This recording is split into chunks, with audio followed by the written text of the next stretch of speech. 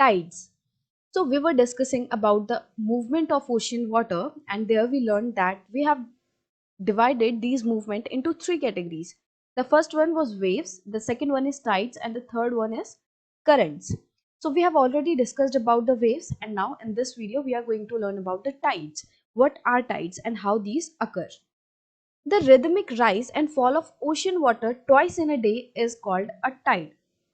जब ocean water के level में ऊंचा या नीचा होता है, मतलब मान लो कि ये ओशन बेड है and this is the ocean water level, यहाँ पे ओशन वाटर है। अब जब ये पानी कभी ऊपर जाएगा, मतलब कि पूरा पानी, पूरा ओशन वाटर लेवल की बात कर रहे हैं यहाँ पे हम। Don't get confuse with the waves, कि जो वेव्स में हमने पढ़ा था ना कि ऑल्टरनेट राइज एंड फॉल होता है, उसमें क्या होता था, उसमें ये ओशियन वाटर सरफेस का ऐसे होता था, ठीक है। बट यहाँ पे हम क्या बात कर रहे हैं कि ये जो पूरा का पूरा ओशन का वाटर है, ये पूरा जो ओशन का वाटर है, इसका एक साथ ऊपर उठना और एक साथ नीचे जाना, ठीक है। तो मान लो एक टाइम पे पानी जो है वो यहाँ पे है और कुछ टाइम बाद पानी यहाँ पे आ गया, पूरा पानी, ठीक है, और इसके ऊपर से वेव्स अलग से बन रही हैं, वो वेव्स कंटिन्यूसली बनती रहेंगी, ठीक है। मतलब ये जो एक बार ये यहाँ था, फिर यहाँ था, फिर कुछ देर बाद ये फिर से नीचे आ गया, यहाँ पे आ गया। तो जो वेव्स हैं वो ओशन वाटर सरफेस पे बनती हैं, कि ये ओशन वाटर है और इस पे ऐसे ऐसे बन रही हैं। और टाइड्स का मतलब कि जब ये पूरा का पूरा ओशन वाटर जो है वो उठकर ऊपर चला जाए, ऐसे, ठीक है। देखो वेव्स अभी भी यहाँ पे बन रही है ना, अभी भी यहाँ पे बन रही है, बट पहले वेव्स जो थी इस लेवल पे बन रही थी, अब इस पे। तो मतलब कि जब पूरा का पूरा जो ओशन वाटर है वो ऊपर या नीचे होता है, रिदमिक राइज एंड फॉल होता है पूरे ओशन वाटर का, तब उसे हम क्या कहते हैं, टाइड्स। इसको मैं और दूसरे तरीके से बताऊं आपको, तो मान लो ये सी शोर है आपका, ये जमीन है और यहाँ पे ओशन वाटर है, ठीक है, ये ओशन वाटर है। अब क्या होगा, पहले एक टाइम पे पानी जो है यहाँ तक है, बट कुछ देर बाद आप देखोगे पानी जो है वो यहाँ तक आ गया, ठीक है, पानी जो है यहाँ तक आ गया। और फिर धीरे धीरे क्या होगा, कुछ देर बाद पानी जो है वापस जहाँ पे था वहां पे चला गया, पानी जो है वापस यहाँ आ गया, ठीक है। एक बार यहाँ तक गया, ये वाली लाइन तक, और फिर कुछ देर बाद पीछे ये वाली लाइन तक आ गया। ये हम सी शोर की बात करें कि मान लो आप बीच पे खड़े हो, ठीक है, सी शोर पे खड़े हो आप, तो क्या होगा, पानी जो है यहाँ तक पहुंच गया, फिर थोड़ी देर बाद पानी यहाँ पे चला गया। और अगर हम ओशन को, पूरे ओशन को एक टब की तरह माने, कि मान लो पूरा ओशन जो है एक टब है, एक वाटर टब है, और उसमें पानी जो है वो यहाँ तक है, ठीक है। तो एक बार पानी यहाँ तक पहुंच गया और एक बार पानी ये नीचे वाले लेवल पर आ गया। तो ये जो रिदमिक राइज एंड फॉल है ओशन वाटर की, इसे हम टाइड्स कहते हैं। Now I hope it is clear, ये जो रिदमिक राइज एंड फॉल है ये क्या होता है। So it is high tide when water covers much of the seashore by rising to its highest level. तो हाई टाइड कब होती है, कि जब पानी सी शोर पे हाईएस्ट लेवल तक पहुंच जाता है। मान लो ये पानी है, ठीक है, ब्लू वाला पानी है, पानी पहले अपने इस लेवल तक था, ठीक है, जहाँ पे ये लाइन बनी हुई है। बट क्या हुआ, पानी जो है धीरे धीरे करके यहाँ तक पहुंच गया, ठीक है, ये सी शोर पे। तो ये वाला क्या होगा, हाई टाइड, की जब पानी जो है सी शोर पे अपने हाईएस्ट लेवल पे हो, एकदम आगे तक पहुंच गया हो, तो उसे हम कहते हैं हाई टाइड्स। और जब वो पानी अपने लोएस्ट लेवल पर है, मतलब यहाँ पर है, तब हम कहेंगे लो टाइड, राइट। अब आप बोलोगे कि ये तो चलो समझ आ गया कि जो पानी है वो कभी, जो ओशन वाटर है वो उठता है, फिर नीचे जाता है, फिर अपने हाईएस्ट लेवल पे आता है, उसे हम हाई टाइड कहते हैं, फिर नीचे जाता है, उसे हम लो टाइड कहते हैं। पर ये होता क्यों है, ये जो हाई टाइड है, लो टाइड है, ये बनती क्यों है, पानी ऊपर नीचे हो क्यों रहा है आखिरकार। तो इसका रीजन है कि जो चांद है और जो सूरज है, इनकी तरफ से आने वाला जो ग्रेविटेशनल पुल है अर्थ पर, उसकी वजह से ये जो टाइड्स हैं वो बनती हैं। अब होता क्या है कि जैसे मेरे हाथ में एक पेन है, अब उसको मैं छोड़ूंगी तो आपको पता है वो नीचे जाएगा। नीचे क्यों जाएगा, क्योंकि अर्थ में एक ग्रेविटेशनल फोर्स है, और वो जो ग्रेविटेशनल फोर्स है वो अर्थ पे कोई भी जो सामान है उसको अपनी तरफ खींचता है। तो जो मेरे हाथ से पेन गिरा वो क्यों गिरा, क्योंकि अर्थ का जो ग्रेविटेशनल फोर्स था वो उसको अपनी तरफ खींच रहा था, है ना। तो इसी तरह क्या होता है, जो मून है, जो सन है, उनमें भी एक ग्रेविटेशनल फोर्स है, तो वो बाकी चीजों को अपनी तरफ अट्रैक्ट करते हैं, अपनी तरफ खींचते हैं। तो मून का भी अपना एक ग्रेविटेशनल फोर्स है और सन का भी एक ग्रेविटेशनल फोर्स है। जो मून का ग्रेविटेशनल फोर्स है वो भी अर्थ को अपनी तरफ खींचता है, और जो सन का ग्रेविटेशनल फोर्स है वो भी अर्थ को अपनी तरफ खींचता है। बट होता क्या कि सन, जो मून है वो तो बहुत छोटा है ना, वो पूरी अर्थ को अपनी तरफ कैसे खींच सकता है, तो अर्थ पे कोई फर्क नहीं पड़ता, ठीक है। बट अर्थ के ऊपर जो पानी है उस पे इस ग्रेविटेशनल फोर्स का फर्क पड़ता है, उस पे इस ग्रेविटेशनल फोर्स का अफेक्ट होता है, ठीक है। अर्थ को तो नहीं हिला सकता, और अर्थ पे क्या, जमीन है, तो जमीन का कुछ नहीं होता, बट जमीन पे जो पानी है, अर्थ पे जो पानी है, वो आराम से इस ग्रेविटेशनल फोर्स की वजह से खिंच जाता है। तो जब पानी जो है खींचेगा, मतलब कि सन की तरफ और मून की तरफ खींचेगा, तो होगा क्या, पानी थोड़ा सा से बल्ज आउट हो जाएगा। तो ये वाली तो अर्थ है डार्क ब्लू जो दिख रही है आपको, और ये जो लाइट ब्लू दिख रहा है ना, ये आपको वाटर लेवल समझना है। ये मान लो अर्थ के ऊपर जो वाटर है उसका लेवल है। तो देखोगे आप कि जो मून है, यहाँ से जब अर्थ पे अपना ग्रेविटेशनल फोर्स लगाएगा, तो उसकी वजह से क्या होगा, ये जो पानी है ये मून की तरफ खींच रहा है, मतलब कि ये कैसे बल्ज आउट हो रहा है। ये अर्थ है, तो अर्थ के ऊपर का जो पानी है वो कुछ इस तरीके का हो जाएगा, ऐसे बल्ज आउट हो जाएगा। ये पानी जो है मून की तरफ हो गया, यहाँ पे मून है। अब आप सोच रहे होंगे कि मून तो सिर्फ एक तरफ है। मान लो ये मून है और ये हमारी अर्थ है, और इसके बाहर वाला जो लेवल है वो वाटर का है, ठीक है। तो यहाँ से आप देखोगे कि ऐसे बल्ज आउट हो रखा है। तो अब आप बोलोगे कि जो मून है वो तो एक तरफ है, सिर्फ और सिर्फ ये ऊपर वाली तरफ है, नॉर्थ वाली तरफ है, तो ये नीचे वाला जो पानी है ये बल्ज आउट क्यों हुआ। जैसे आप यहाँ पे पिक्चर में देखोगे कि मून जो है वो तो इस तरफ है, तो पानी जो है वो यहीं का उठना चाहिए, ये पीछे वाली तरफ का भी क्यों बल्ज आउट हो रखा है। तो उसका कारण ये है कि जब पानी एक तरफ से उठता है तो दूसरी तरफ से भी ऑटोमेटिकली वो पीछे से उठ जाता है, ठीक है। अब ये क्यों होता है इसके बारे में और डिटेल में आप हायर क्लासेस में पढ़ेंगे, बट अभी के लिए आप ये समझ लीजिए कि जब पानी एक तरफ से मून के फोर्स की वजह से उठता है, बल्ज आउट होता है, तो जो दूसरे तरफ वाला पानी है वो भी उठ जाता है। तो इसका मतलब जो भी देश जो है यहाँ पे होगा, उसमें यहाँ पे, या जो भी पानी जो है यहाँ पे होगा उसमें यहाँ पे हाई टाइड आएगी, और साथ ही साथ अपोजिट वाले में भी यहाँ पे हाई टाइड आएगी, ठीक है। तो एक दिन में दो बार टाइड्स होती हैं, high tide and low tide दो बार होती हैं। कैसे होती है, मान लो अभी तो मून यहाँ पे है, अभी मून यहाँ था, बट अगर मून यहाँ पे आ जाएगा, नीचे वाली तरफ आ जाएगा, तो भी सेम ही सीन रहना है। तो भी ये मून अब यहाँ नीचे आ गया, तो भी सेम सीन रहेगा। क्यों, क्योंकि जो मून के तरफ वाला हिस्सा है वो तो उठ जाएगा, वहां तो हाई टाइड होगी, बट ऑटोमेटिकली जो उसके अपोजिट वाला हिस्सा है, मतलब कि यहाँ जहाँ अब मून नहीं है, यहाँ पे भी हाई टाइड होगी।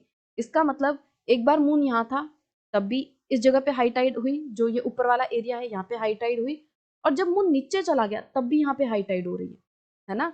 तो दो बार हो गई कि नहीं हो गई हाई टाइड। सिमिलरली जब मून यहाँ पे है तो यहाँ पे हाई टाइड है, बट यहाँ पे इन साइड में क्या है, लो टाइड, और जब यहाँ पे लो टाइड है तो अपोजिट साइड भी सेम ही रहेगा, लो टाइड। तो जब मून ऊपर था तब भी इधर लो टाइड थी, और जब मून नीचे है तब भी इधर लो टाइड है। तो दिन में दो बार लो टाइड हो गई कि नहीं हो गई। मून जो है वो अर्थ के चारों तरफ घूम रहा है, तो मून पहले यहाँ था, फिर धीरे धीरे घूमते घूमते घूमते घूमते यहाँ तक आ गया, ठीक है। तो इस वजह से क्या होता है कि जो अपोजिट साइड है वो सेम रहती है। अगर यहाँ पे बल्ज आउट है, यहाँ पे हाई टाइड है, तो यहाँ पे भी हाई टाइड है, इधर पे लो टाइड है तो इधर पे भी लो टाइड है। इस वजह से क्या होता है कि दो बार दिन में हाई टाइड एंड दो बार लो टाइड आपको देखने मिलती है, ठीक है। और ऐसा नहीं होता कि सिर्फ और सिर्फ ये मैंने आपको ऊपर और नीचे करके दिखाया, मून जिस तरफ रहेगा अर्थ के उसी तरफ जो पानी है वो उसकी तरफ खींच जाएगा। मान लो मून यहाँ है साइड में, तो पानी जो है वो ऐसे हो जाएगा, अब वो इधर पे हाई टाइड बनेगी। अब इस वाले एरिया में हाई टाइड है और इस वाले एरिया में हाई टाइड है, और इधर पे लो टाइड है और इधर पे लो टाइड है। तो जैसे जैसे मून घूमेगा, मान लो मून इधर आ गया तो अब यहाँ पे हाई टाइड बन जाएगी, मून इधर आ गया तो अब यहाँ पे और यहाँ पे हाई टाइड बन जाएगी। तो जैसे जैसे मून जो है अर्थ के चारों तरफ घूमेगा, वैसे वैसे जो high tide and low tide है वो अलग अलग जगह पे बनती जाएंगी। अब दिन में दो बार क्यों होता है, तो मुझे लगता है कि आपको अभी क्लियर हो जाना चाहिए कि दिन में दो बार क्यों होती है high tide and low tide. The water of the earth closer to the moon gets pulled under the influence of the moon's gravitational force. वही लिखा है जो अभी तक मैं आपको समझा रही थी कि मून के ग्रेविटेशनल फोर्स की वजह से उसकी तरफ जो पानी है वो क्या हो जाता है, पुल्ड हो जाता है, वो खिंच जाता है उसकी तरफ। तो ये बल्ज आउट टाइप आपको देखने मिलता है, ठीक है। जैसे आप यहाँ पे देख सकते हो, इन वाले जो डायग्राम्स है इनमें आप देखोगे बल्ज आउट है, और जहाँ पे बल्ज है वहां पे क्या होगा, हाई टाइड होगी, पानी जो है वहां पे उठ चुका है, अपने हाईएस्ट लेवल पे है। और उसके दूसरी तरफ क्या होगा, दूसरी तरफ लो टाइड होगी। During the full moon and new moon days the sun, the moon and the earth are in the same line and tides are the highest. अब जो आपका सेकंड वाला डायग्राम है आप इसमें देखो, तो इनमें क्या है, तो यहाँ पे फुल मून वाले टाइम में और आप देखोगे न्यू मून वाले टाइम में क्या है, सन, मून एंड अर्थ जो है तीनों के तीनों एक ही लाइन में है, ठीक है, तीनों के तीनों सेम लाइन में है। अब होगा क्या कि मून का भी अपना एक ग्रेविटेशनल फोर्स है और सन का भी अपना एक ग्रेविटेशनल फोर्स है। तो होगा क्या कि सन भी अपना ग्रेविटेशनल फोर्स लगा रहा है और मून भी, तो दोनों का जो ग्रेविटेशनल फोर्स है अब अर्थ पे और ज्यादा लगेगा, है ना, कि सन का जो ग्रेविटेशनल फोर्स और मून का जो ग्रेविटेशनल फोर्स है, अब ये दोनों मिलके, क्योंकि अब ये दोनों एक ही डायरेक्शन में है, तो ये दोनों मिलके अर्थ पे जो पानी है उसको और ज्यादा खींचेंगे, मतलब अर्थ की तरफ जो ग्रेविटेशनल फोर्स होगा वो बहुत ज्यादा होगा। तो जब ग्रेविटेशनल पुल ज्यादा होगा इसका मतलब कि जो पानी है वो भी और ज्यादा उठेगा तो और ज्यादा बाहर की तरफ आएगा। इसका मतलब सबसे ज्यादा हाई पे पानी जब कब रहेगा, हाई टाइड्स कब बनेंगे, हाईएस्ट टाइड, मतलब कि जब पानी जो अपने हाईएस्ट लेवल पे होगा, कब होगा, जब सन मून एंड अर्थ जो है तीनों सेम लाइन में होंगे। ठीक है, ऐसे ही अब ये तीनों एक ही लाइन में है, तो यहाँ से मून जो है वो ग्रेविटेशनल पुल कर रहा है, मतलब कि जो अर्थ की तरफ खींच रहा है अर्थ को अपनी तरफ, तो उस पर क्या होगा, पानी जो है वो मून की तरफ खींचेगा। अब हमें पता है कि जब पानी इस तरफ से खींचेगा तो ऑटोमेटिकली जो उसके अपोजिट साइड है वहां से भी पानी खींचेगा। और सिमिलरली यहाँ पे क्या हो रहा है, सूरज जो है वो इधर से पानी को खींच रहा है, मतलब कि जो यहाँ का पानी है वो मून की तरफ से भी बाहर जा रहा है और सूरज के ग्रेविटेशनल फोर्स की वजह से भी बाहर जा रहा है। इसका मतलब कि यहाँ पे भी सेम यहाँ की तरह जो ग्रेविटेशनल फोर्स है वो बहुत ज्यादा लगेगा, तो पानी जो है वो अपने हाईएस्ट लेवल पे होगा। हाईएस्ट टाइड्स कब बनेंगी, जब ये तीनों सेम लाइन में होंगे। सिमिलरली जो दूसरे एरियाज हैं यहाँ पे लोएस्ट टाइड होंगी, right. These tides are called spring tides, मतलब ये जो हाईएस्ट टाइड्स होती हैं, जब सन मून एंड अर्थ जब तीनों एक लाइन में होते हैं और इस टाइम पे जो टाइड्स बनती हैं हाईएस्ट लेवल पे होती हैं, तो इन टाइड्स को हम क्या कहते हैं, स्प्रिंग टाइड्स।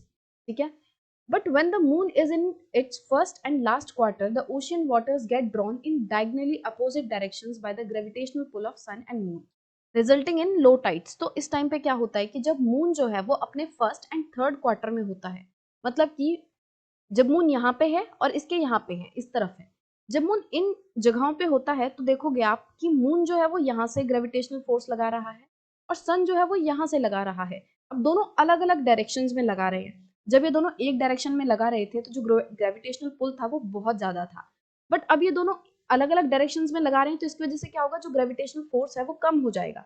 अब ये पानी को इतना ज्यादा खींच नहीं पाएंगे कि पानी को ये जो मून है वो भी यहाँ से खींच रहा है और जो सन है वो भी यहाँ से खींच रहा है, तो ज्यादा अफेक्ट नहीं पड़ेगा। दोनों जो है इतना ज्यादा आगे नहीं जाएंगे, जो पानी है वो इतना ज्यादा ऊपर नहीं जाएगा।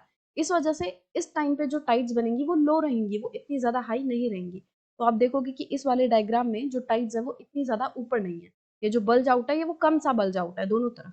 तो इसको हम क्या कहते हैं, नीप टाइड, कि जब मून जो है वो इस तरफ रहता है और या फिर इस तरफ रहता है, और इस तरीके की पोजीशन में जबकि सन भी अलग डायरेक्शन में ग्रेविटेशनल पुल कर रहा है और जो मून है वो अलग डायरेक्शन में ग्रेविटेशनल पुल कर रहा है, तब नीप टाइड बनती हैं। और ये जो टाइड होती हैं वो बहुत ही लो होती हैं। अब ये जो टाइड्स हैं ये हमें अलग अलग तरीके से हेल्प भी करती हैं, जैसे कि ये नेविगेशन में हेल्प करती हैं, जो शिप्स वगैरह होती हैं उनको नेविगेट करने में हेल्प करती हैं। And they raise the water level close to the shores. अब हमें पता है कि जब हाई टाइड्स होती है तो उसकी वजह से क्या होता है, पानी बहुत आगे तक आ जाता है शोर्स पे। तो जब पानी बहुत आगे तक आ जाएगा शोर पे, तो उसकी वजह से क्या होगा, जो शिप्स वगैरह हैं वो आसानी से हार्बर तक पहुंच पाएंगी, जहाँ पे वो एक तरीके से पार्क होती हैं जो शिप, वो वहां पे आसानी से पहुंच पाएंगी हाई टाइड्स की वजह से। The high tides also help in fishing. तो फिशिंग में भी हाई टाइड्स हेल्प करती हैं, क्योंकि हाई टाइड की वजह से क्या होगा, शोर के पास ज्यादा पानी आ जाएगा। जब ज्यादा पानी होगा शोर्स के पास तो वहां पे ज्यादा मछलियां भी आसानी से आ जाती हैं। तो जो फिशरमैन्स हैं उनको भी टाइड्स हेल्प करती हैं ज्यादा फिशेस पकड़ने के लिए। This enables fisherman to get a plentiful catch, कि उनको अच्छी मात्रा में मछलियां मिल जाती हैं हाई टाइड्स की वजह से। The rise and fall of water due to tides is being used to generate electricity in some places. अब जो टाइड्स की वजह से पानी ऊपर और नीचे होता है, इसकी वजह से कहीं कहीं पर इलेक्ट्रिसिटी भी प्रोड्यूस की जा रही है। तो मान लो कोई ऐसा कोस्टल एरिया है जहाँ पे कुछ इस तरीके से कर्व टाइप बन रहा है, तो ये लोग क्या करते हैं, यहाँ पे डैम बना लेते हैं। ठीक है, डैम बनाएंगे, जब हाई टाइड होगा तो पानी जो है एकदम अंदर तक घुस जाएगा। जब पानी अंदर जाएगा तो वो लोग ये जो डैम थे इसके गेट्स खोल देंगे, तो जब पानी अंदर जाएगा तो वो इस एरिया के अंदर भर जाएगा। और जो इसमें टर्बाइंस होती हैं वो भी रोटेट करती हैं, तो जब टर्बाइन रोटेट करती हैं तो इलेक्ट्रिसिटी प्रोड्यूस होगी। और बाद में क्या होता है, जब ये पीछे जाती है, जब ये पानी पीछे जाएगा तब भी इसकी जो टर्बाइंस है वो मूव करेंगी। पानी जब अंदर आया था तब भी टर्बाइन मूव कर रही थी, और जब पीछे जाएगा इस तरीके से तब भी ये टर्बाइंस को मूव करेगा। और जब टर्बाइंस मूव होंगी तो इस तरीके से इलेक्ट्रिसिटी प्रोड्यूस होती है। तो कभी कभी ये जो high tides and low tides हैं उनसे इलेक्ट्रिसिटी भी प्रोड्यूस की जा रही है कहीं कहीं पे। और इसके साथ हमारा जो टाइड वाला सेक्शन था वो खत्म हो गया, और अगले सेक्शन में हम ओशन करंट्स के बारे में पढ़ेंगे।